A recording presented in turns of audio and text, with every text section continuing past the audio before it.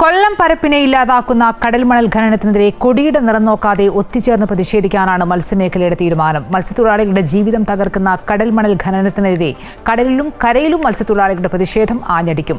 ബോട്ടുടമകളും മത്സ്യത്തൊഴിലാളികളുമെല്ലാം പ്രതിഷേധം ശക്തമാക്കും.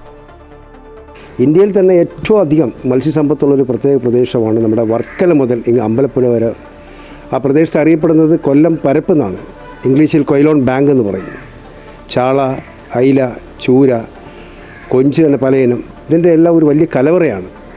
തീർച്ചയായിട്ടും ഇപ്പോൾ ഈ പുതിയ പദ്ധതി നടപ്പിലാക്കുവാൻ തീരുമാനിച്ചു, അതിലേക്ക് ചുവടുവെച്ച് ഗവൺമെൻറ് മുന്നോട്ട് പോയാൽ മത്സ്യത്തിൻ്റെ ആവാസ വ്യവസ്ഥയെ പൂർണ്ണമായിട്ടും ഇത് ബാധിക്കുകയാണ്. നൂറുകണക്കിന് ഇപ്പം നമ്മുടെ ഈ കൊല്ലം ബാങ്കിനെ ആശ്രയിച്ച് ഏകദേശം 2500ഓളം വരുന്ന ട്രോളിംഗ് ബോട്ടുകളുണ്ട്. ഏകദേശം 1000-ഓളം വരുന്ന പ്ലൈവുഡ് വള്ളങ്ങളുണ്ട്. ഇൻബോർഡ് വള്ളങ്ങൾ 150ഓളം. അപ്പോൾ എത്രയോ കുടുംബങ്ങളെ ബാധിക്കുന്നൊരു പ്രശ്നമാണ്. വളരെ ലാഘവത്തോടെയാണ് കേന്ദ്ര ഗവൺമെൻറ് ഇതിനെ കാണുന്നത്. കടൽ വാണിജ്യാടിസ്ഥാനത്തിൽ വിൽക്കുവാനുള്ള കേന്ദ്ര ഗവൺമെൻറ് തീരുമാനത്തിൻ്റെ ഏറ്റവും ഒടുവിലത്തെ ഉദാഹരണമാണ് ഈ ഖനനം. ബ്ലൂ ഇക്കോണമിയുടെ ഭാഗമായി നമ്മളുടെ കടലിലുള്ള റിസോഴ്സുകൾ നമ്മൾ അത് ചൂഷണം ചെയ്തെടുക്കാനായിട്ട് തീരുമാനിച്ചതിൻ്റെ ഭാഗമായിട്ടാണ് ഇപ്പോൾ ഈ കടൽ ഖനനവുമായി വന്നിരിക്കുന്നത്. ലക്ഷക്കണക്കിന് കോടി രൂപയുടെ ഇൻവെസ്റ്റ്മെൻറ്റ് ഈ മേഖല ഇത് കണ്ടിട്ട് ചെയ്തു വെച്ചിട്ടുണ്ട്. അപ്പോൾ ഇതിനെ എല്ലാം ഒരു സുപ്രഭാതത്തിൽ തൃണവൽഗണിച്ചുകൊണ്ട് ഇതൊന്നും ഒരു വിഷയമല്ല, ഇവിടെ ഇത് ഒരു ഖനനം മാത്രം നടത്തി ഈ രാജ്യത്തെ അങ്ങ് സംരക്ഷിച്ച് കളയാമെന്ന് ഗവൺമെൻറ് തീരുമാനിക്കുന്നത്. ലക്ഷക്കണക്കിന് തൊഴിലാളികൾ തൊഴിലെടുക്കുന്ന ഈ മേഖലയും കോടിക്കണക്കിന് രൂപ വിദേശ നാണയം നേടിത്തരുന്ന ഈ മേഖലയും തകർത്താൽ ഇത് എങ്ങനെയാണ് തുടർന്ന് ഇവരുടെ ജീവിത നിലവാരത്തെക്കുറിച്ച് ഗവൺമെൻറ് സാമൂഹ്യ ആഘാത പഠനം ഇതിനെ സംബന്ധിച്ചുള്ള പഠനങ്ങളൊന്നും ഗവൺമെൻറ് എടുത്തിട്ടില്ല. എന്താണ് ഇങ്ങനെ ചെയ്യുമ്പോൾ ഇതിനുണ്ടാകുന്ന ആഘാതം എന്താണെന്നതിനെ സംബന്ധിച്ച് ഒരു പഠനം അവർ നടത്തിയിട്ടില്ല.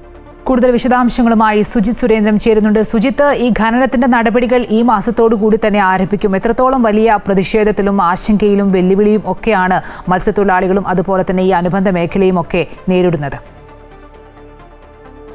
അമ്പിളി, കടൽ മത്സ്യത്തൊഴിലാളികളെ മാത്രമല്ല അനുബന്ധ തൊഴിൽ ചെയ്യുന്നവരെയും കടുത്ത പ്രതിസന്ധിയിലാക്കുന്ന അല്ലെങ്കിൽ കടുത്ത വെല്ലുവിളിയിൽ ഉയർത്തുന്ന, ഇവർക്ക് ആശങ്ക ഉയർത്തുന്ന രീതിയിലുള്ള ഒരു വലിയ പ്രശ്നമായി മാറിയിരിക്കുകയാണ് ഇപ്പോൾ കടൽ മണൽ ഖനനം എന്നുള്ളത്.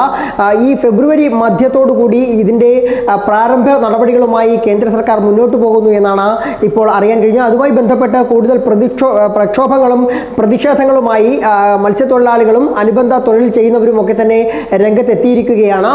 ഇത് കടലിൻ്റെ ഈ സംസ്ഥാന സർക്കാരിൻ്റെ അധീനതയിലുള്ള സ്ഥലത്തേക്ക്, കടൽ തീരത്ത് നിന്ന് ഇത്ര നോട്ടിക്കൽ മൈൽ അകലയിലേക്കുള്ള സ്ഥലത്താണ് ആദ്യഘട്ടത്തിൽ ഖനനം നടത്തുന്നതെന്നാണ് മനസ്സിലാക്കാൻ സാധിക്കുന്നത്. ഇത് ആഴത്തിലുള്ള ഏതാണ്ട് കടലിൻ്റെ അടിത്തട്ടിലുള്ള ചെളി നീക്കം ചെയ്തുകൊണ്ടാണ്, അതിനുശേഷമുള്ള മണലാണ് ഇവർ ഖനനം ചെയ്യാൻ തീരുമാനിച്ചിട്ടുള്ളത്. ഇത് കടലിൻ്റെ സ്വാഭാവികത തന്നെ നഷ്ടപ്പെടുത്തുന്ന രീതിയിലാകും. മാത്രമല്ല കടലിൻ്റെ മത്സ്യസമ്പത്ത് ഇല്ലാതാക്കും, കടലിൻ്റെ ധാതുക്കൾ ഇല്ലാതാക്കുന്നു.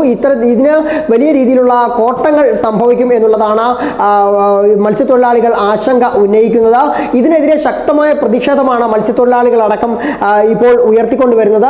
ഇതുമായി ബന്ധപ്പെട്ട് കടലിലും കരയിലും പ്രതിഷേധം ഉയർത്താനാണ് ഇവരുടെ തീരുമാനം. ഇതിൽ കൊടിയുടെ നിറം നോക്കാതെ തന്നെ മുഴുവൻ മത്സ്യത്തൊഴിലാളികളും മത്സ്യത്തൊഴിലാളി സംഘടനകളും സംയുക്തമായി ചേർന്നുകൊണ്ട് സമരം നടത്താനാണ് തീരുമാനിച്ചിരിക്കുന്നത്. എന്തായാലും ഈ കടൽ മണൽ ഖനനം എന്നുള്ളത് കേരള തീരത്ത് വലിയ